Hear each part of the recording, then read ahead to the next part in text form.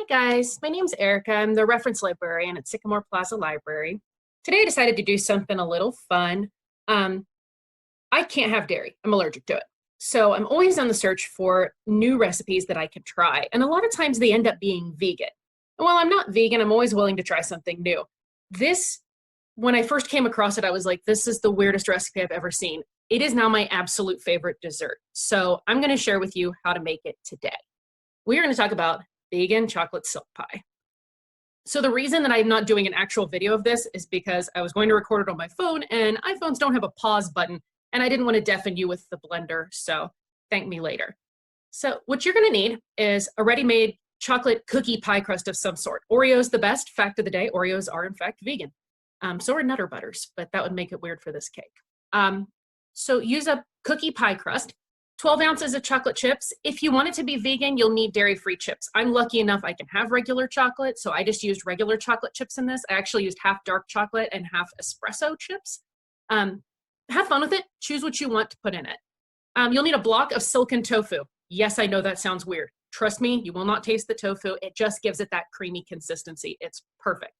You'll need a teaspoon of vanilla, a tablespoon of strong coffee, a tablespoon of what's left in your coffee pot in the morning will work, and a half a teaspoon of cinnamon, and just a pinch of salt. I forgot to put that on there, just a tiny pinch of salt.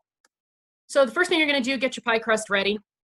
You are going to put your chocolate chips, your vanilla, your salt, your cinnamon, and your coffee in a bowl that's bigger than a pan, and then put just a little bit of water, maybe a cup or a cup and a half of water in the bottom of your pan.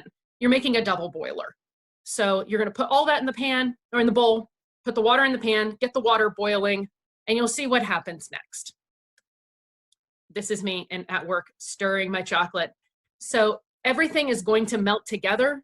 It takes a very long time. It takes longer than you think it'll take, but eventually it'll work. And all you have to do is just keep stirring it until it looks like this lovely consistency here on the right. Then when you're ready, you're just going to scrape that chocolate into your blender with your silken tofu.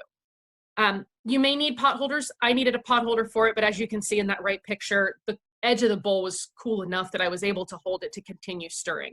This is obviously not a recipe that you're going to want your kids doing that part of it, but there's no reason they can't help pre-prep, that they can't help with pouring, that they can't help with the blending part, but you're definitely going to want to do the double boiler part. So then you get it all in your blender, basically blend it, scrape it down, blend it, scrape it down until it forms kind of a thick chocolate milk consistency.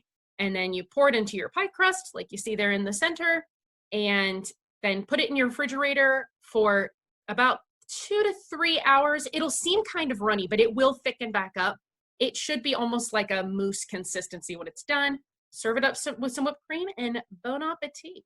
I hope you guys enjoy this recipe and happy cooking. Bye.